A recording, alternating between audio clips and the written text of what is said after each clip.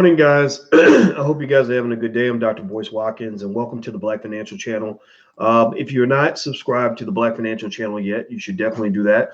It's theblackfinancialchannel.com. That's theblackfinancialchannel.com. I want to say good morning to everybody who's coming in. I'll give you guys time to come into the live stream. And I'm about to head to New York. I am sorry about my voice is a little bit froggy today. Let me drink some coffee. I'm about to head to New York for an investment seminar that we're doing out there. It's going to be a financial Juneteenth investment event.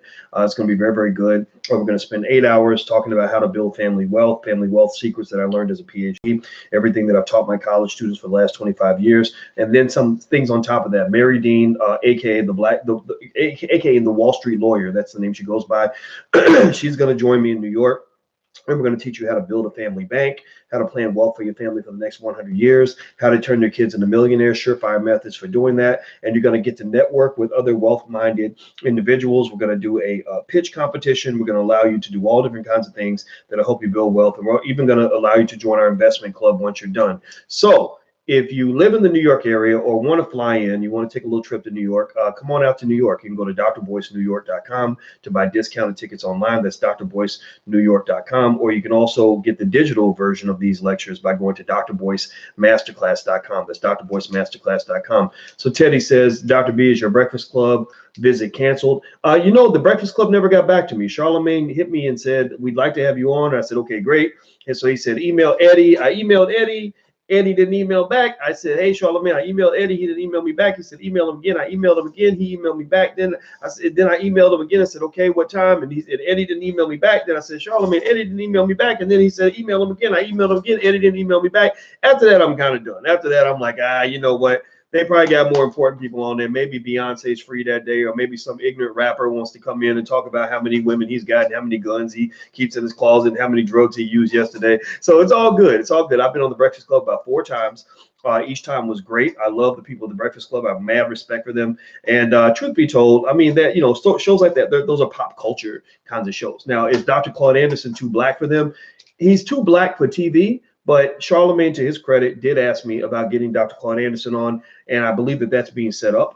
He also had asked me about, or actually, I reached out to him about Farrakhan. Next thing I know, Minister Farrakhan was on there, and also I gave Tariq Nasheed the connection because I wanted Hidden Colors to be exposed to the world, and so Tariq was on there as well. So I've had a chance to do some good stuff with the Breakfast Club. No disrespect to them, but I think for this week, I don't think I'll be on there, but maybe I'll be on there after the seminar. Actually, I don't really want to promote the seminar to the masses like that because I think we're going to sell out. So actually, there's no reason for me to even be on there. So there you go. So that's the whole deal. Y'all know me. I like to tell y'all the truth in terms of what's going on. It is what it is. All right, so let's keep going. Let's jump into this conversation. Hit the thumbs up button, please. Please hit the thumbs up button. If you're on Facebook, please share this to your Facebook page. It helps the algorithm. We'd appreciate that very much. The Black Financial Channel. This is where we do daily financial news from a black perspective. Theblackfinancialchannel.com. Make sure you subscribe. So here's what I wanted to talk about today. There's this guy, this hippie guy named Adam Newman. Adam Newman is the founder of WeWork. Give me a yes or no if you've heard of WeWork. A yes or no, yes or no. Have you ever heard of a company called WeWork? Give me a yes or no if you know about WeWork. Also, let me know if you've ever bought WeWork stock, or if you can't buy WeWork stock, but if you thought about buying WeWork stock when they went public, if you know about the company, give me a yes. Okay, JY says yes. Okay, and I see Kenny Jackson says yes. Okay, so WeWork is an interesting company, and WeWork, I talk about WeWork a lot because I was fascinated with their business model. I like WeWork. I like the facilities. I visited one. I thought it was great. I thought about setting up an office there, but I do not like the certain things that they represent in terms of the recklessness, the financial recklessness and irresponsibility of Silicon Valley. And so WeWork, effectively, they kind of just got all this cash. They kind of got something that a lot of black-owned businesses can't get, which is just access to insane amounts of capital that allow them to really kind of go ramshackle in terms of, how they expanded so quickly, so fast. They were losing money by the gallon. Like they were losing $249,000 an hour. Let that sink in for a minute. $249,000 an hour. $249,000 an hour. And most of y'all's businesses, if y'all were losing $249,000 an hour, you might survive another 15 minutes, right? Like, you know what I'm talking about? I mean, like, really, like, tell me, I don't know, does this blow your mind the way it blows my mind? But they were literally losing $249,000 an hour. And so anyway, WeWork, but still, everything was supposedly good. The CEO, Adam Newman, was like, "Oh, everything's great." He's like a hippie type. Hippies are like, "Oh, money doesn't matter." That's because they have plenty of money, right? People who have plenty of money can say money doesn't matter, but people who need money are like, "Yeah, money does matter." And so they were expanding. SoftBank, Mayoshi-san, another guy who has more money than Jesus in terms of the amount of money he's allowed to invest. He's got this thing called SoftBank, and they've got this vision fund, which is about $100 billion, and they go around the world just dumping money into these companies, making reckless financial decisions, and throwing money into things, and it caught up with them. So WeWork ended up being a company where they tried to take it public. The big play is we're going to take it public, we're going to all get rich, it's going to be great, everything, we're going to catch up on our bills, everything will be fine. Didn't work. It did not work. They tried to go public. The market said, "Screw you. This company's a mess." And also on top of that, you need to look at your CEO. He's garbage. This man has too many conflicts of interest. He's literally using the company as his own piggy bank. He set up all these incestuous financial relationships where he's leasing space to his own company and billing the company and paying himself, and he's doing all these crazy things, and he's a big crazy hippie that thinks money doesn't matter. We're Wall Street. Money does matter on Wall Street. We want to be efficient. We want to eventually make a profit. Our models need to make sense. The models don't make sense. So what happened was the value of WeWork tumbled from 47 billion to about 15 billion, which was a hell of a drop. So they couldn't even go public. So effectively, SoftBank stepped in. They were trying to get a bailout between either SoftBank or JP Morgan, I believe, or JP Morgan Chase. And SoftBank jumped out, and SoftBank basically bought out the company for the most part and took control, and they got rid of Newman. Now, here's the deal. SoftBank has now put more money into WeWork than the company's actually worth. That's not, just so you know, that's not how you're supposed to invest. That's not good investing. You're not supposed to put in more than the company's worth, but that's what they've done because they're trying to get this company back. And to get rid of Newman, this is the good part. This is what got my attention today. To get rid of Newman, they paid him $1.7 billion. Now, does that freak you out? Let me know if it freaks you out. Tell me in the chat if that freaks you out, because I that is a lot of money. Imagine if you got $1.7 billion to quit your job. Like, how many of you would take that deal if somebody offered you $1.7 billion to quit and stay home and bake cookies and watch soap operas and whatever it is you might do during the day? How many of y'all would take that deal, right? $1.7 billion to quit. And a lot of experts, and when I saw that, I said, "Oh my God!" Like, Wall Street has clearly lost its mind. Not Wall Street, sorry, Silicon Valley's lost its mind. Wall Street actually is bringing some reality to the situation because they were forcing them out. And I thought this was crazy. I said, am I the only one who thinks this is unbelievable? And think about this. You just got $1.7 billion for running a company into the damn ground. So he got the 1.7 billion, but there are actually experts. Thank God there are people that still have some common sense who are saying this is crazy. And I'm reading here on Business Insider, and it says the news that SoftBank would give Adam Newman close to 1.7 billion to leave WeWork's board and give up his voting power sent reverberations through the tech and finance worlds on Tuesday morning. Experts largely agreed that SoftBank made the right move by separating Newman from WeWork. That's true. Sometimes you gotta pay money to fix things in your company. When you guys start businesses and as you start making money and you get into complex financial relationships, you're going to have situations like that. Like, even in my business, I've done things I never thought I'd do, like literally pay, $70,000. Like, it ain't 1.7 billion. We ain't doing that. But where you pay like $70,000 or $100,000 to make a problem go away, like literally where you're like, "Oh my God, I can't believe I'm giving away this much money." But you're like, if we stay on this path, it's going to be a mess. So let's just let it go. Let's walk away, right? Businesses like that. You move with big, broad strokes sometimes, and it can drive you crazy because you're sitting there thinking, what am I doing? What am I doing? But what happens is that sometimes you got to let go of this much money to avoid losing that much money. Or you got to let go of this much money so you can make that much money. It's a very, very, it's like playing above the rim. It's like basketball where you're playing above the rim. It's a very different level of thinking.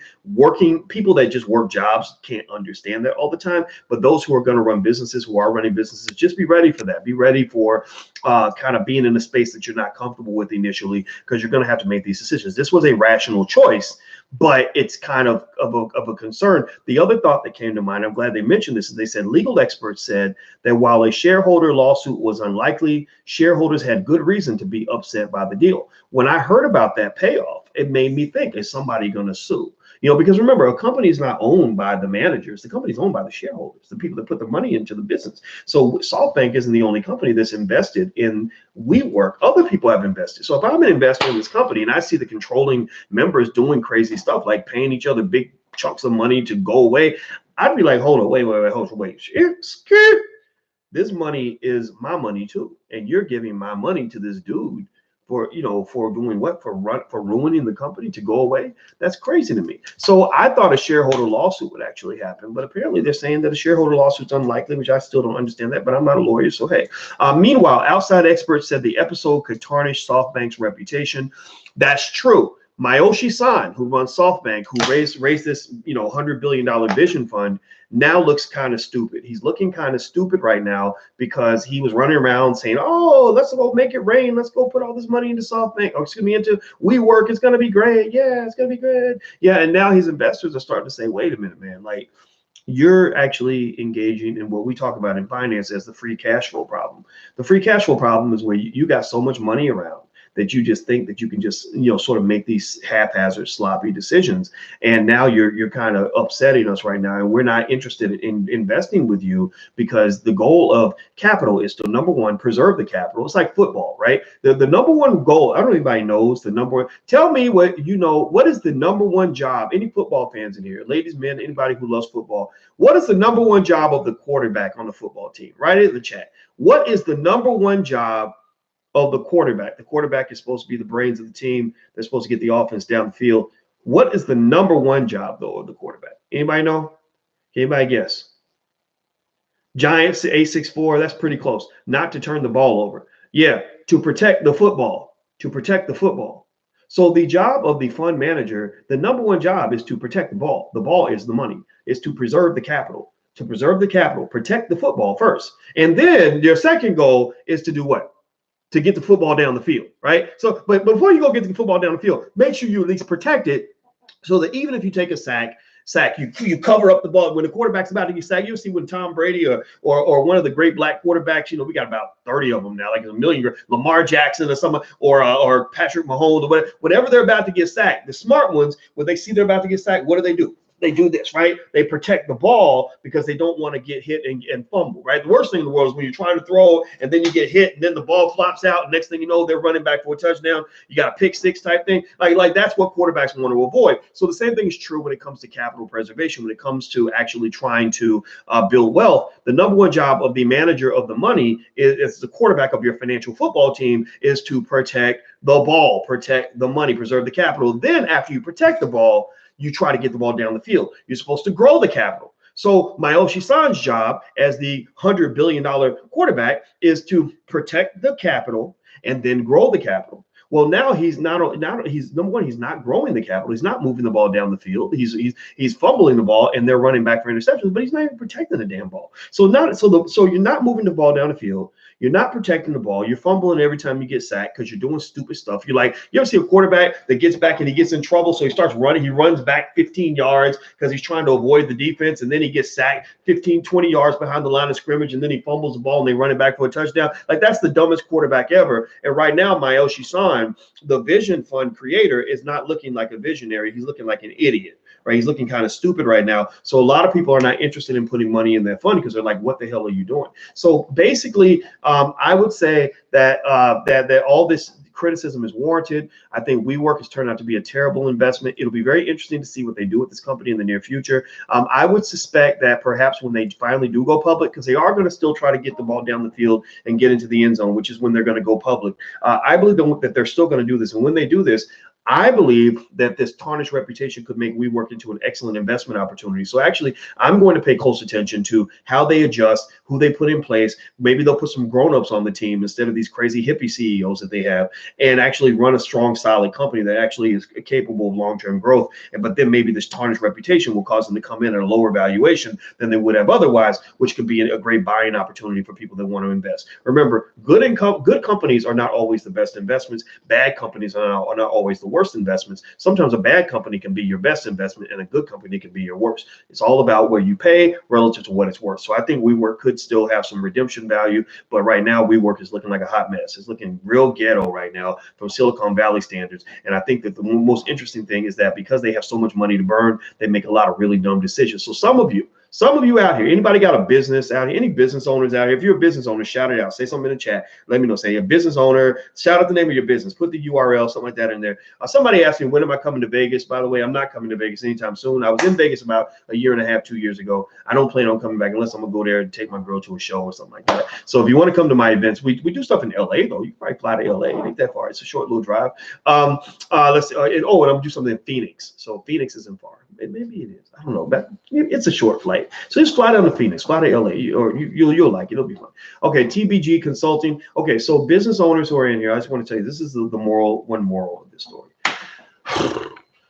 Sometimes not having everything you want is a blessing. Sometimes having money be scarce makes you a better business manager because you are more efficient with your money. You learn how to make $1 out of 15 cents. You learn how to squeeze blood out of every nickel. You aren't going around just making it rain. You aren't acting a damn fool. The best thing in the world for me was that we built our business bootstrapping it. We did not get much investment. We did not go get big loans. We did not end up deep in debt. We own everything that we have. And I'm very, very proud of that. I'm very, very happy. And we've made millions of dollars that way. And it went pretty well. And a lot of it is because we had to figure out, okay, how do we do more with $50,000 than a lot of companies will do with $1 million? We had to figure that out. And so ultimately, don't feel bad because you don't have all the capital that you need.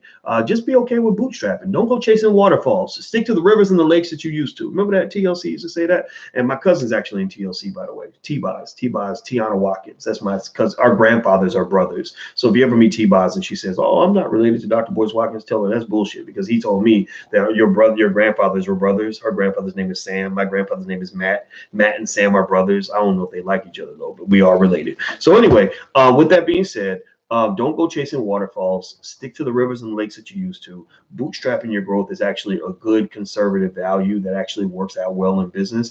Silicon Valley is a little too crazy, a little too liberal, a little too wild and loose, and I believe it's going to collapse on them, especially if you see an economic downturn. If you see an economic downturn, you're going to see Silicon Valley get hammered. And that's when you're going to see a massive regime shift in terms of how economic fundamentals work in this country. That's my 2 cents. That's my belief. That's that's my story. I'm sticking with it. Okay, guys. So do me a favor before you go. Hit the thumbs up button. Hit the